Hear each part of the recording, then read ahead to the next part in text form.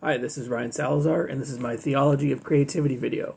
I wanted to start off by talking about the individual books that I was reading. So the first one is obviously The Artist's Way. The main thing that I wanted to take from that, because it's part of my own theology, it's taking the idea of the artist state, but then breaking the rule of it being a solo activity. Because I don't believe that theology is something that we can do in isolation or by ourselves. Like, I do understand that, like, there are spiritual practices that people do solo, and I'm totally okay with that. But the idea of going out into the world to see people do performances or, like, different artistic expression feels a lot better if you're doing it as a group, at least in my mind. Because art doesn't really come alive until you have other people to experience it with.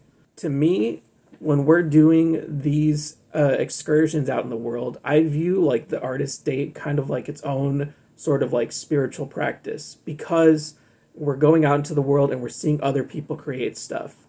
We're seeing different people bring different aspects of themselves and different aspects of the world around them to light so that we can experience them and see how they reflect upon us. And to get a little further into that concept, I want to talk about the next book, which was Evocative Objects. There's a concept that's brought up in it. It's from Winnicott. It's the idea of a transitional object. And a transitional object is something that a person can see themselves in. Not like the entirety of themselves, but like they basically look upon something or act upon something, and they're able to see like, oh, I exist in this object, but this object is not the totality of me. Perfect example. One of the artist dates that I went on was with a group of classmates to an art gallery. We saw a bunch of different pictures and different sculptures, and we were like, having, fun conversation, jokes. We were like even dancing around at certain points. It was really fun and really silly.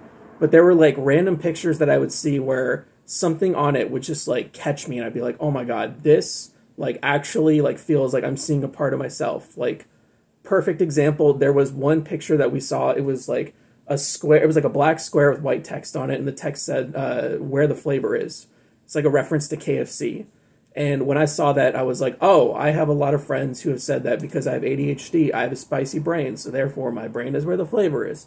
And we were all making jokes about that, but at the same time, I was seeing that as a sort of transitional object, because I was basically putting meaning to those, like that little block of words, and saying, this thing represents me. And this picture, like every other transitional object, doesn't change necessarily. Like, obviously it'll change over time in terms of like decay or whatever, but in the moment, that object is the same object that it was when everybody else around me was viewing it. The only thing that changes about it are the meaning that is put into it and the meaning that we take away from it. And one of the things that I was thinking of throughout this class, as kind of a bigger reflection of something I've been thinking in terms of the whole program I've been involved in at TSS, is the concept of the Bible being like a sort of transitional object. Because to me, like, I'm not a Christian theological person at all, but I view the Bible itself as a work of art. And when I'm thinking about like the Bible as a work of art, I'm noticing the fact that a lot of people who read it aren't reading the Bible as like, oh, this says this, so therefore like that's true. It's more like they read stuff and they find parts of themselves within it and see how that kind of like reflects them back at themselves. But that doesn't stand for the whole book. Like, a person might read like a specific chapter and be like, oh my God, these like 4 sentences are totally me. Like, this totally like speaks to me where I am right now.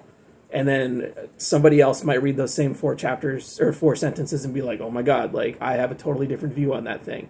Because they're not necessarily seeing the work of art as a standalone thing. They're seeing themselves in it. And a big part of my like spirituality growing up, I was in the Catholic Church.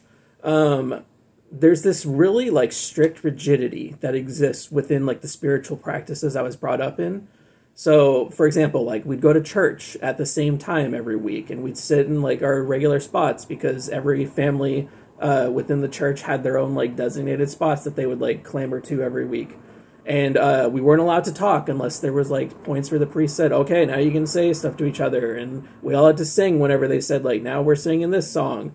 And we'd all listen to the stories and all the sermons and stuff like that. And then eventually church would be let out, and we'd finally get to go to the rec room and get donuts that Mrs. Pittman brought. And it was like, thank God, like the actual best part of Sunday Mass every week.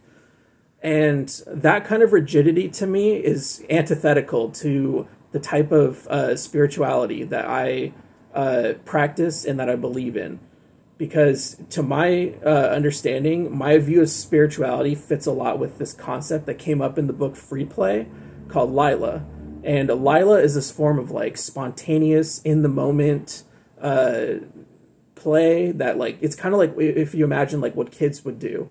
And it's the type of play that exists without a why. Because a lot of the time when we're talking about these different concepts, like perfect example, transitional objects, we might look at them and try to figure out the why behind it. Like, oh, why were these words chosen in this verse of the Bible? Why is it that the church decided to have this be the sermon for this week? The idea of Lila is something that just is. It's not like planned. It's just we get together, and that energy of play that exists, we just follow it and not try to control it, because it exists outside of us, and it's basically completely antithetical to the type of like meaning making that we're trying to make. It's like it's an activity that doesn't necessarily have meaning until after you reflect upon it, if that makes sense. Perfect example, when I went and saw the professional wrestling match, I was thinking to myself, all of these moves that these people are doing are spontaneous. It's all improvised. Like, yes, they practice these moves a lot, but the sequence that everything happens in and the little character exchanges in between and the way that they interact with the audience, all of that, it kind of encapsulates that concept of Lila when it's done at like a very high level. Because a person going into a wrestling ring has no guarantee that they are going to walk out safe, nor do they know that the other person is going to like walk out safe as well. So everybody in that match is working to make sure that they're all going to put on the best match possible and to create the kind of story that they can using only like nonverbal cues most of the time between each other while the audience is watching and while the audience is reacting live. And that changes a lot of the dynamics of like who's doing what in the moment. So to me, when I'm looking at the idea of spirituality and creativity, my tenets that I've come up with from reading all of this stuff are basically go out and see art in the world, find objects that you think are cool, and go out and play like you're a kid. And to wrap it up as best as I can, I want to talk about in my future practice, my goal is to become an art therapist. So taking these ideas of going out and seeing art, finding objects that you think are cool in the world and figuring out how they make you feel and like what parts of you exist in them, and then going out and engaging in play are all things that really like blend into that world of art therapy really well.